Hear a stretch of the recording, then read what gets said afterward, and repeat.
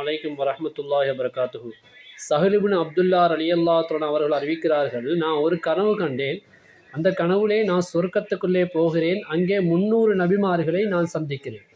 அவர்களை பார்த்து நான் கேட்டேன், நீங்கள் உலகத்தில் வாழும் காலம் எதை பற்றி மிகவும் பயந்தவர்களாக இருந்தீர்கள், எதை பற்றி மிகவும் பயந்து வாழ்ந்தீர்கள் என்று கேட்ட பொழுது அந்த நபிமார்கள் எல்லாரும் சொன்னார்கள், நாங்கள் எங்களுடைய கடைசி முடிவை பயந்து வாழ்ந்தோம் என்றார்கள். கடைசி முடிவுன்னு சொன்னால் நம்ம மௌத்தா போகிற அந்த கடைசி நேரத்தில் அந்த நேரம் நமக்கு எப்படி ஆகுமோ என்று நாம் பயந்தோம். அதனால்தான் நாம் அல்லாஹ்விடத்தில் துவா கேட்கும் பொழுது, யா அல்லாஹ் எங்களுடைய முடிவை ஹுஸ்னுல் ஹாத்திமா அழகிய முடிவாக ஆக்கிவிடியா அல்லாஹ்ன்னு நாம் கேட்க வேண்டும்.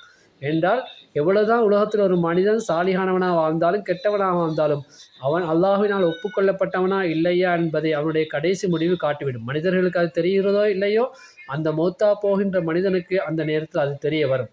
சொர்க்கத்தை பார்த்தவனாக மௌத்தாகுவான் அல்லது நரகத்தை பார்த்தவனாக மௌத்தாகுவான். எனவே எந்த நேரத்தில் யாருக்கு எப்படி கடைசி முடிவு காட்டப்படும் என்று தெரியாது. அல்லாஹ் சுப்ஹானஹு வ தஆலா உங்களுடைய முடிவையும் எங்களுடைய முடிவையும் அழகான முடிவாக ஆக்கி சொர்க்கத்தை பார்த்தவர்களாக ஷஹாதத்து கலிமா மொழிந்தவர்களாக மௌத்தாகக்கூடிய பாக்கியத்தை அல்லாஹ் எங்களுக்கும் உங்களுக்கும் தருவானாக. ஆஹிர் தவானா அல்ஹம்துலில்லாஹி ரப்பில் ஆலமீன். அஸ்ஸலாமு அலைக்கும் வரஹ்மத்துல்லாஹி வபரகாத்துஹு.